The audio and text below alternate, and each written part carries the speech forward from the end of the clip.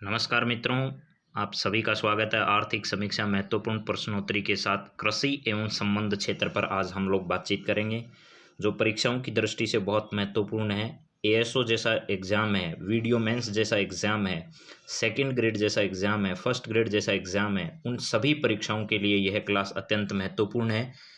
और ग्राम विकास अधिकारी मुख्य परीक्षा और एएसओ में तो यहाँ से सवाल बहुत ही निश्चित तौर पर पूछे जाएंगे, क्योंकि उनके सिलेबस में बाकायदा ये टॉपिक दिया हुआ है। तो आज की क्लास की शुरुआत, सबसे पहले मैं कुछ डिटेल में आपको जो बात बताऊं वो ध्यान से सुनिएगा। उसी पर आधारित प्रश्नोत्तरी जो है वो आपके सामने मैं रखूंगा, तो ज़रा देखिएगा क्या क्या जानकारी परीक्षा की दृष्टि से इम्पोर्टेंट है। सबसे पहले यहाँ जो मैंने टेबल दिखाई है उसमें ज़्यादा कोई याद करने वाली बातें हैं नहीं, ना आपको इतना उस पर ध्यान देना है।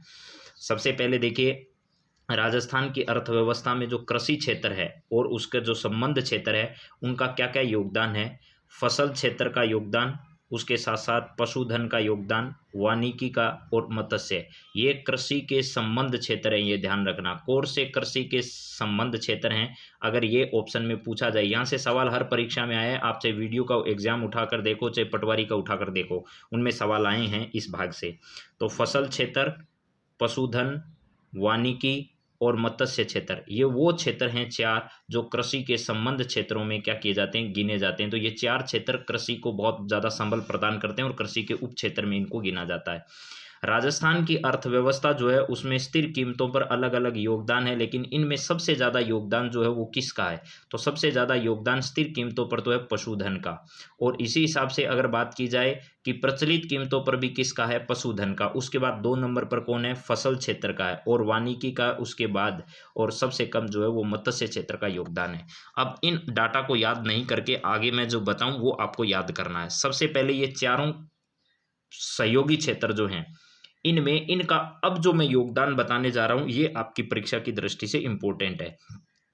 कृषि एवं संबंध क्षेत्र के उप क्षेत्रों का प्रचलित कीमत, यानी 2021-22 जो है, 2021-22 जो प्रचलित वर्ष है उसकी कीमतों के आधार पर जो डाटा मैं आपको बता रहा हूं यह परीक्षा में पूछा जाएगा और इसको ही याद करना है आपको एग्जाम की दृष्टि से। तो चलिए जरा बातचीत देखते हैं, कौन सी बात आपको यहाँ से याद करनी है। इन सभी संबंध क्षेत्रों को याद करते हुए चलना है। फसल क्षेत्र का जो योगदान है वो मेरे मित्रों कितना है, 45.94 नजर आ रहा है। ये इस कलर में दिया है, ये 45.94 जो किसका योगदान है, तो यहाँ पर आपके सामने जो दिया गया है 45.94, ये फसल का योगदान है। 45.94 जो है वो किसका है, तो ये पूछा जा चुका है पिछली परीक्षाओं में और आगे भी आएगा। फसल क्षेत्र का योगदान है, कृषि एवं संबंध क्षेत्र के उप क्षेत्र में फसल क्षेत्र का योगदान 45.94 है। राजस्थान की अर्थव्यवस्था का ये मुख्य आधार है और सबसे ज़्यादा इसका नहीं है, सबसे ज़्यादा है किसका, पशुधन का। पशुधन का कितना है तो आपको नज़र आ रहा होगा, पशुधन का है 46.25। तो ये 46.25 जो प्रतिशत है वो 46.25 किसका है, तो वो है पशुधन का प्रतिशत। इसके बाद 3 नंबर है वानिकी। वानिकी का कितना है, 7.44% है, 7.44% वानिकी का। और मत्स्य क्षेत्र का कितना है, तो बहुत ही कम है, 0.37% योगदान है। अब आपसे परीक्षक क्या क्या सवाल पूछेगा, मैं भी आपसे थोड़ी देर में ये सब सवाल पूछने वाला हूं, तो आप ध्यान से सुन लो। पहले फसल क्षेत्र का योगदान कितना है राज्य के सकल राज्य मूल्यवर्धन में, तो आपको बताना है कि भैया फसल क्षेत्र का 45.94 है, ठीक है। और पशुधन का 46.25 है, सबसे ज़्यादा है पशुधन का 46.25, फसलों का है 45.94, वानिकी का 7.44। ये सवाल पिछली बार पटवार से लेकर के 3-4 एग्जाम में पूछा जा चुका है, वानिकी का योगदान बताइए। तो वानिकी का 7.44% है, ये इस डाटा में आप लोग याद कर सकते हो। इसके साथ साथ आपको ध्यान रखना है कि मत्स्य का कितना है, 0.37 है, बहुत ही कम है, माइनर सा यहाँ पर दिया गया है, और ये 0.37 है। दोबारा बोल रहा हूँ, फसल का 45.94, पशुधन का 46.25, वानिकी का 7.44 और 0.37। वो आपसे मिलान भी करवा सकता है, एक तरफ फसलें पशुधन वानिकी लिखेगा, मत्स्य लिखेगा, दूसरे में जो है वो आपको लिखेगा 45.94, 46.25, 7.44, 0.37। वो सुमेलित भी करवा सकता है और इसमें से सत्य कौन सा है, असत्य कौन सा है, ऐसा भी सवाल पूछ सकता है। तो ये 4 डाटा आपको याद करने हैं, 45, 94, 46, 25, 744, 037। चलिए अब आगे बढ़ते हैं और देखते हैं अगले टेबल में। यही मैंने पूरे विस्तार से आपके सामने लिखा है। यहाँ राज्य के सकल राज्य मूल्यवर्धन में प्रचलित मूल्यों पर 2011-12 में कृषि क्षेत्र का योगदान कितना था? 25.86% था। वहीं पर बढ़कर कृषि क्षेत्र का राज्य के मूल्यवर्धन में 30.23% हो चुका है। ये 30.23% डाटा आपकी परीक्षा की दृष्टि से बहुत इंपॉर्टेंट है। राजस्थान के सकल राज्य मूल्यवर्धन में कृषि क्षेत्र का जो है वो योगदान कितना है? कृषि एवं संबंध क्षेत्र का योगदान तो 30.23% योगदान है राजस्थान के GSVA में सकल राज्य मूल्यवर्धन में। कृषि एवं संबंध क्षेत्र में फसल है, पशुधन है, वानिकी है, ये मैंने आपको बता दिया, जिसमें फसल का 45.94, पशुधन का अंश 46.25, वानिकी का 7.44 और मत्स्य का 0.37% है। ये आपको याद करना है। इसके बाद देखिए, हम बात अगर करें प्रचलित मूल्यों पर तो सकल मूल्य पशुधन में कौन कौन सी चीज़ें शामिल है? पशुधन में कौन कौन सी चीज़ें शामिल है? अगर ये आपसे पूछा जाए कि भाई पशुधन किस प्रकार अर्थव्यवस्था में योगदान देता है, तो पशुधन से जुड़े हुए कई क्षेत्र जो हमारे हैं उनमें सबसे ज़्यादा तो दूध जो क्षेत्र है वो प्रभावित करता है। उसके बाद है अंडों से जुड़ा हुआ है, ठीक है, ये है। और इसके बाद में पोल्ट्री है। इन सब का योगदान याद करने की ज़रूरत नहीं है आपको, लेकिन इतना ज़रूर ध्यान रखिएगा कि पशुधन से कौन कौन से क्षेत्र अर्थव्यवस्था को प्रभावित करते हैं। तो दूध है, अंडे हैं, पोल्ट्री है, और पोल्ट्री में मांस भी शामिल कर दिया, और अन्य क्षेत्र जो हैं वो शामिल हैं। इसका प्रतिशत ज़्यादा याद करने की ज़रूरत नहीं है। पशुधन में कौन कौन से आते हैं ये याद कर लो बस। इसके बाद जो सबसे ज़्यादा इंपॉर्टेंट टेबल लगती है मुझे, और ग्राम विकास अधिकारी जो प्री का एग्जाम हुआ है उसमें से यहाँ से 2 सवाल पूछे गए एक ही टेबल से, जो कि पहले आपको पढ़ाई गई थी, लेकिन अब इनका बहुत अच्छे से याद करना है आपको। सबसे पहले देखिए मित्रों, यहाँ पर क्या क्या बातें याद करनी है। हमारा जो भू उपयोग है, राज्य का कुल प्रतिवेदित जो क्षेत्रफल है वो 2019-20 के अनुसार 342.90 लाख हेक्टेयर है। 300 कितना है तो यहाँ मैं लिख देता हूँ, फिर भी आपसे पूछा जाएगा। 342.90 लाख हेक्टेयर जो क्षेत्रफल है वो इसमें है। तो 390.42 लाख हेक्टेयर क्षेत्रफल जो है वो यहाँ देख लीजिएगा। अब सबसे ज़्यादा योगदान या सबका योगदान मैं बता देता हूँ। वानिकी भू उपयोग में कितना आता है तो 0.8% वानिकी का योगदान है। यानी कुल प्रतिवेदित क्षेत्रफल कितना है, पहले तो यही सवाल आएगा। तो 390.42 लाख हेक्टेयर प्रतिवेदित हमारा क्षेत्रफल है, ये ध्यान रखना है कृषि के अंतर्गत। यानी जिस भाग में कृषि होती है उस भाग के हिसाब से बताया। 390.42 लाख हेक्टेयर क्षेत्रफल जो है वो इसका प्रतिवेदित क्षेत्रफल है पूरा। उसमें वानिकी कितने भाग में होती है तो 8.08% में वानिकी होती है। कृषि के अतिरिक्त अन्य भू उपयोग का क्षेत्र कितना है तो 5.85% है। ऊसर एवं कृषि अयोग्य भूमि कितनी है तो 6.92% है। स्थायी चारागाह व अन्य गोचर भूमि 4.86% है। वृक्षों के झुंड व बाग से संबंधित 0.08% है। बंजर भूमि 10.84% है।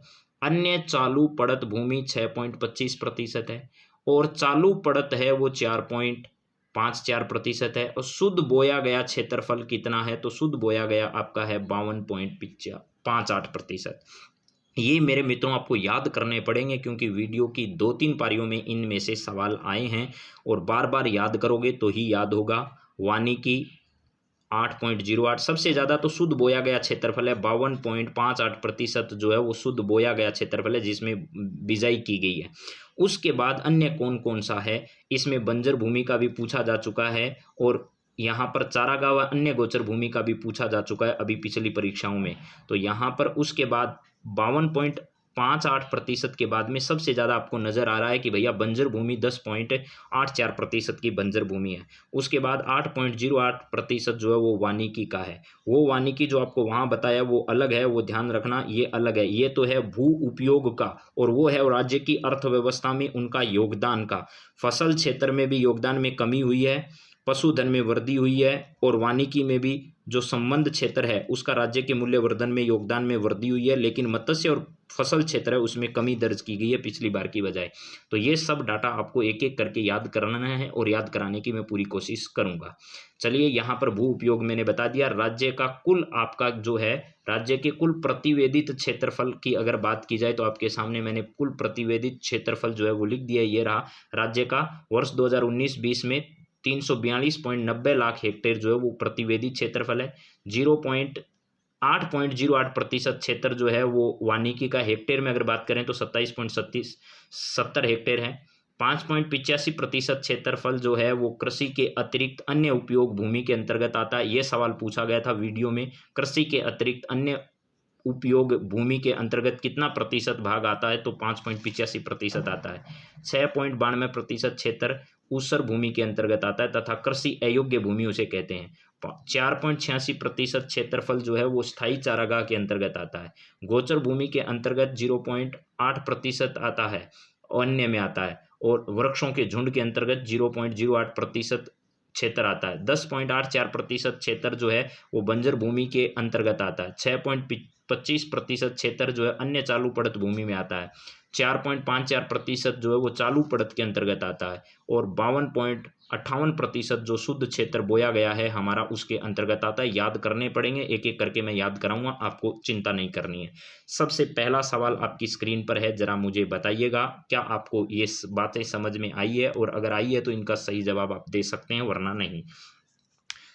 राज्य के सकल राज्य मूल्यवर्धन में प्रचलित मूल्यों पर कृषि एवं संबद्ध क्षेत्र का प्रतिशत योगदान कितना है, यह बताइए। तो अभी अभी मैंने बताया है आपको, ये सब डाटा अभी आपको रिपीट करना है बस। प्रचलित मूल्य जो है उस मूल्य के हिसाब से अगर बातचीत की जाए तो क्या होगा। प्रचलित मूल्यों पर कृषि एवं संबद्ध क्षेत्र का प्रतिशत योगदान कितना है, तो अभी बताया 30.23% योगदान है।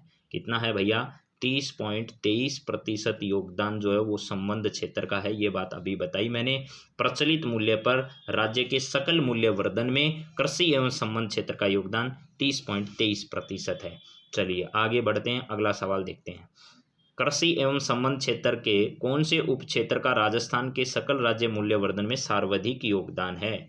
राज्य के जितने भी कृषि संबद्ध क्षेत्र के उप क्षेत्र हैं, ये यहाँ पर अगर मैं उप क्षेत्र लिखूं तो आपको अच्छे ढंग से समझ में आ जाएगा। ये उप क्षेत्र जितने भी हैं, फसल क्षेत्र है, पशुधन है, वानिकी है, मत्स्य है, तो इनमें सकल राज्य मूल्यवर्धन में सर्वाधिक योगदान किसका है। तो मैंने बताया आपको सबसे ज़्यादा जो है वो पशुधन का है। किसका है, सबसे ज़्यादा योगदान पशुधन का है।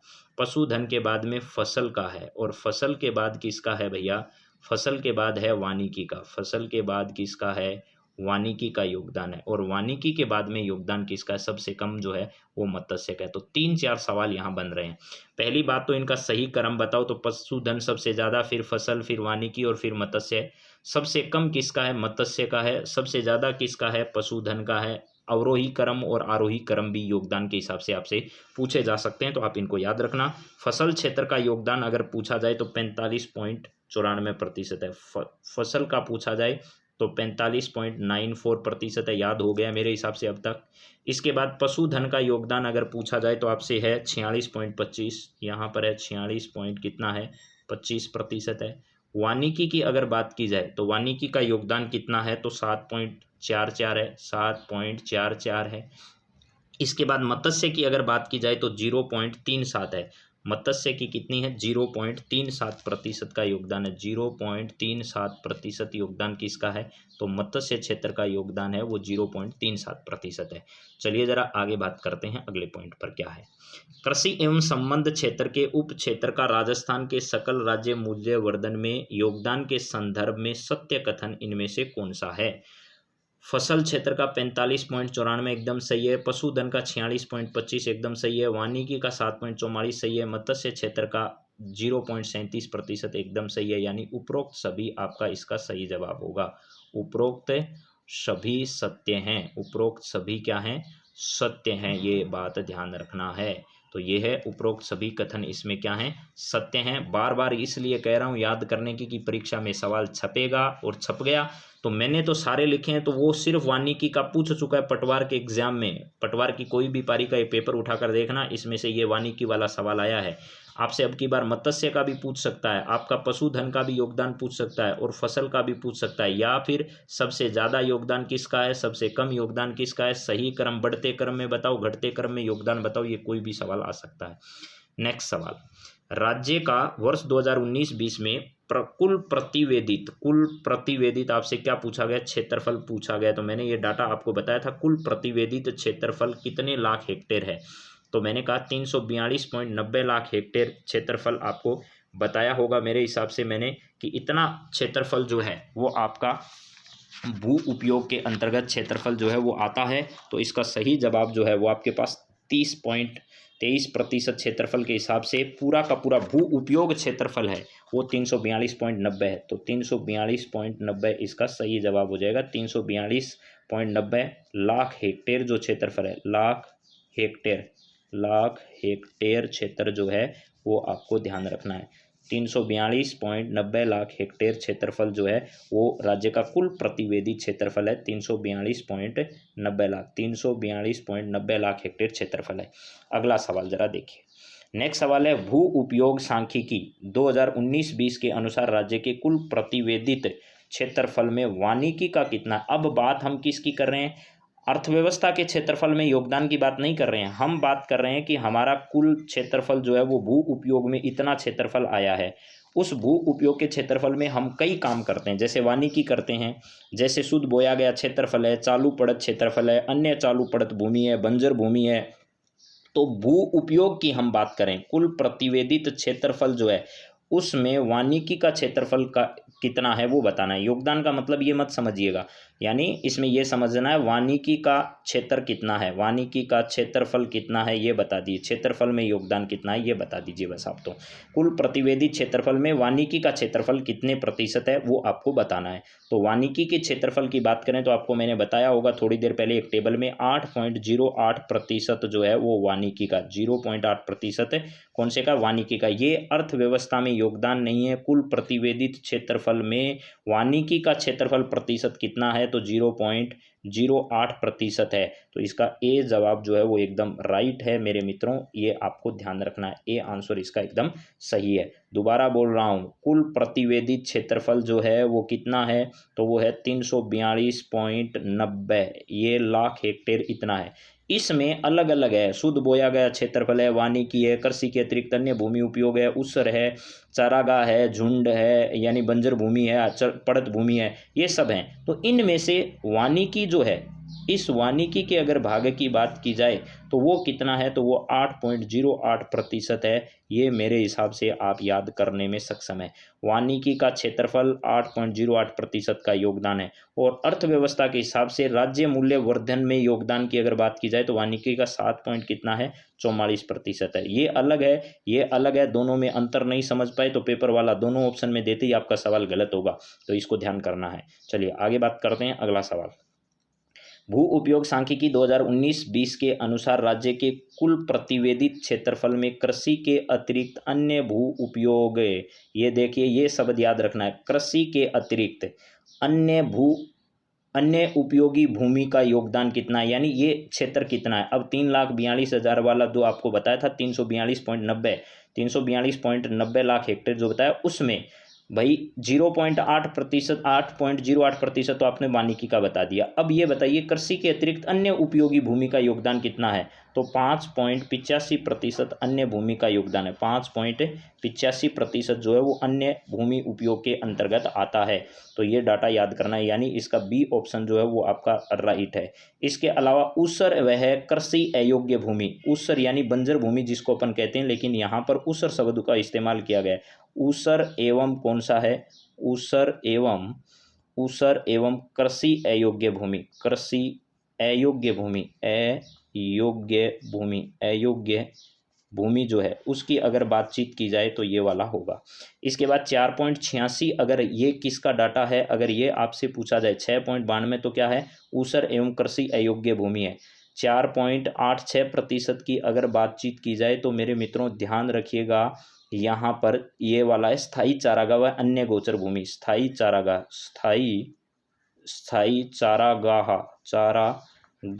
एवं गोचर भूमि की अगर बात की जाए तो वो कितना, 4.86। चलिए आगे देखते हैं, आपको ये सब डाटा याद करना पड़ेगा। देखो मित्रों, यहाँ पर कुल प्रतिवेदी क्षेत्रफल में ऊसर एवं कृषि अयोग्य भूमि का योगदान जो अभी अभी आपको बताकर आया हूँ वो कितना है, तो कृषि के अतिरिक्त जो है वो तो था 5.85, 8.08 वानिकी और 6.92 ऊसर एवं कृषि अयोग्य है। 6.92 अभी बताया आपको, 6.92% जो है वो किसका है, वो ऊसर एवं कृषि अयोग्य भूमि है। ऊसर एवं कृषि अयोग्य भूमि का योगदान 6.92% है, 6.92। अब 4.86 थोड़ी देर पहले बताया था, यह स्थायी चारागाह से जुड़ा है। ये किससे है? स्थायी चारागाह से कितना है? 4.86 है। तो अगला सवाल इसी से रिलेटेड होगा, जरा देख लीजिएगा। ये रहा स्थायी चारागाह एवं अन्य गोचर भूमि जो है उसका कितना है? तो 4.86 है, 4.86। 8.08 वानिकी, 5.85 कृषि के अतिरिक्त अन्य उपयोगी भूमि, 6.92 ऊसर एवं कृषि अयोग्य भूमि, 4.6 स्थायी चारागाह। चलिए नेक्स्ट जरा देखिए अगला। यहाँ पर है सांख्यिकी के अनुसार प्रतिवेदी क्षेत्रफल में वृक्षों के झुंड तथा बाग का योगदान। वृक्षों का झुंड और बाग जो है, वृक्षों के झुंड और बाग का क्षेत्रफल कितने प्रतिशत है? 0.08% जो है वो क्या है? वृक्षों के झुंड एवं बाग से संबंधित है। तो ये वाला 0.8%, ई ऑप्शन आपका। दोबारा रिपीट कर लो, वानिकी 8.08, 5.85 जो है वो कृषि के अतिरिक्त अन्य उपयोगी भूमि, 6.92 ऊसर एवं कृषि अयोग्य, 4.86% जो है वो स्थायी चारागाह व अन्य गोचर भूमि और वृक्षों के झुंड एवं बाग से संबंधित है ये वाला। अगला सवाल जरा देखिए। के अनुसार राज्य के कुल प्रतिवेदित क्षेत्रफल में वृक्षों के झुंड तथा बाग, यही वापस आ गया, तो 0.08% जो है वो सही करना है। यानी यहाँ ऑप्शन दे रखा है उनमें से कोई सा भी नहीं है, इनमें से कोई सा भी नहीं है, यह इसका राइट आंसर है। चलिए नेक्स्ट जरा देखिएगा। यहाँ पर एक कृषि उपयोग सांख्यिकी 2019-20 के अनुसार राज्य के कुल प्रतिवेदित क्षेत्रफल में शुद्ध बोया गया क्षेत्रफल कितना है? तो शुद्ध बोया गया क्षेत्रफल आपको पता है 52.58% है, यानी आधा भाग जो है ये आधे से भी ज़्यादा भाग जो है वो किसके अंतर्गत है? तो ये वाले इसके अंतर्गत है। और ये शुद्ध बोया गया क्षेत्रफल जो है वो 52.58% है। ये पक्का याद रख लेना, 52.58%, 52.58%, 52.58% ये शुद्ध बोया गया क्षेत्रफल है राज्य का। अगला है भू उपयोग सांख्यिकी 2019-20 के अनुसार राज्य के कुल प्रतिवेदी क्षेत्रफल में चालू पड़त का योगदान कितना है? यानी चालू पड़त का योगदान है राज्य के क्षेत्रफल में वो 6 है? 6.25 है या 4.54 है? तो यहाँ ध्यान रखना 4.54%, 4.54% जो है वो कौन सा है?